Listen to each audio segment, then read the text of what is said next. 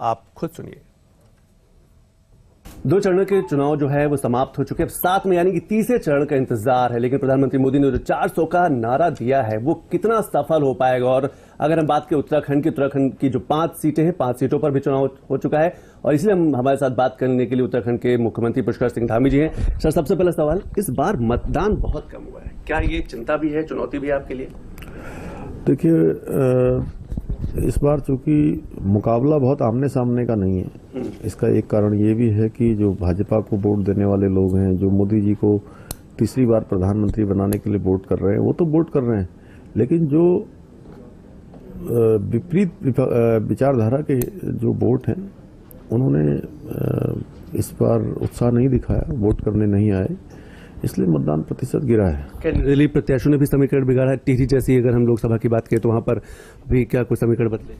नहीं, कोई नहीं, वहां पर बहुत बड़ी विक्ट्री होने वाली है हमारी। स्मृति ईरानी तो आज अमेठी से नामांकन कर दिया। राहुल गांधी के असमंजस किस तरीके से देखते हैं? डर है या उन्होंने वायनाड एक सेफ सीट चुन ली है? उनको पहले से पता है कि पिछली बार परिणाम खराब हो गया, आगे भी परिणाम जो खराब होने वाला है, तो इसलिए बहुत सोच विचार रहे हैं। राजनाथ सिंह के आप रोड शो में थे, क्या आपको लग रहा है कि उत्तर प्रदेश क्या कहता है? मिशन 80 किस तरह बढ़ रहा है, खासतौर से बीजेपी की बात? उत्तर प्रदेश में एक तरफा जीत होने वाली है और जिस प्रकार से मोदी जी के कालखंड में उत्तर प्रदेश के लिए काम हुआ है और योगी जी के नेतृत्व में दोनों की जो जोड़ी है, उसने डबल इंजन की जो सरकार यहाँ चली है, उसने कई कीर्तिमान स्थापित किए हैं। उत्तर प्रदेश सुशासन की तरफ आगे बढ़ाया है, अपराधी माफियाओं से मुक्त हुआ है, आतंक से मुक्त हुआ है, आज इन्वेस्टमेंट का बूम आ रहा है और भगवान राम का भव्य मंदिर बन गया है अयोध्या में काशी कॉरिडोर बन गया है, सड़कों का जाल बिछ गया है, बड़े बड़े रिंग रोडें बन गई हैं, तमाम प्रकार से एक कोने से दूसरे कोने को जोड़े जाने का काम हो रहा है।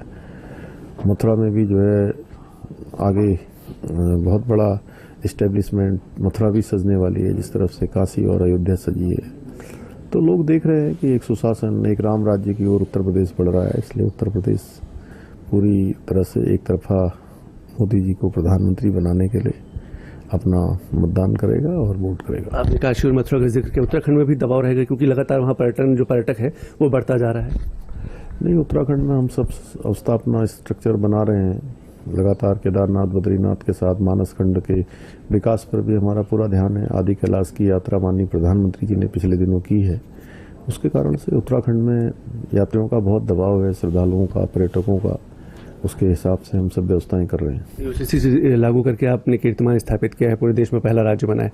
काफी संघर्ष रहा, काफी चुनौतीपूर्ण है, 4 घंटे से ज्यादा विधानसभा में बहस हुई थी। यूसीसी हमारा संकल्प था और उत्तराखंड को ही गौरव प्राप्त हो गया कि देश की आज़ादी के बाद पहला राज्य उत्तराखंड बन गया, जहां यूसीसी का विधेयक पारित हो चुका है। माननीय राष्ट्रपति महोदय की भी हमको स्वीकृति उसमें मिल चुकी है। ये गंगोत्री उत्तराखंड से निकली है और भारतीय जनता पार्टी के संकल्प पत्र में माननीय प्रधानमंत्री जी के नेतृत्व में देश में इसको लागू करने का संकल्प लिया गया है। अब देश यूसीसी की ओर आगे बढ़ेगा। सैनिकों वाला प्रदेश कहा जाता है उत्तराखंड, लगभग हर परिवार से एक युवा देश की सेवा के लिए है। पूर्व सैनिकों के लिए क्या कुछ है आपके पास?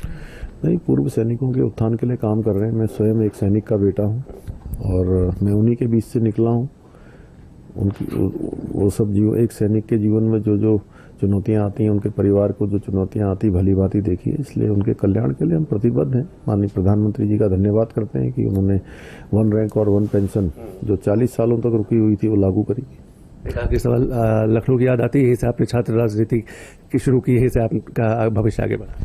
बिल्कुल, लखनऊ तो हमारी हमेशा स्मृतियों में है। लखनऊ में चूंकि मैं बहुत बाल्यकाल से रहा हूँ, लखनऊ में जहाँ मुझे शिक्षा प्राप्त करने का अवसर मिला, वहीं शिक्षा के साथ साथ अनेक विधाएं जो जीवन में ज़रूरी होती हैं वो सब भी मुझे लखनऊ में ही मिली हैं, लखनऊ में ही सीखने को मिली हैं। और लखनऊ हमेशा मेरे मन में है, मस्तिष्क में है। बचपन की बहुत सारी स्मृतियाँ हैं, बहुत सारे मित्र हैं यहाँ पर, बहुत सारे स्थान हैं जो जीवन भर हमारे साथ रहेंगे। तो दक्षिण भारत की भूमिका किस तरीके से देखते हैं? 400 का नारा अपने आप में बहुत बड़ा संकल्प है, बहुत बड़ा लक्ष्य भी है। मैं तेलंगाना गया था, मैंने देखा है वहाँ पर लोगों में बहुत जोश है, बहुत उत्साह है लोगों में अपार। 43 टेम्परेचर में भी जिस प्रकार से हजारों लोग सड़कों पर मोदी जी के समर्थन में आ रहे हैं, तो दक्षिण भारत भी पूरी तरह से तैयार है इस बार। बहुत बहुत शुक्रिया बात करने के लिए। तो उत्तराखंड के मुख्यमंत्री पुष्कर सिंह धामी का कहना है कि 400 का जो मंत्र है, 400 का जो लक्ष्य है, भारतीय जनता पार्टी जरूर पूरा करेगी और उसमें उत्तर प्रदेश की भूमिका सबसे अहम होने वाली है। संतोष चौधरी, टीडी न्यूज, लखनऊ। तो अभी वक्त हो चला एक और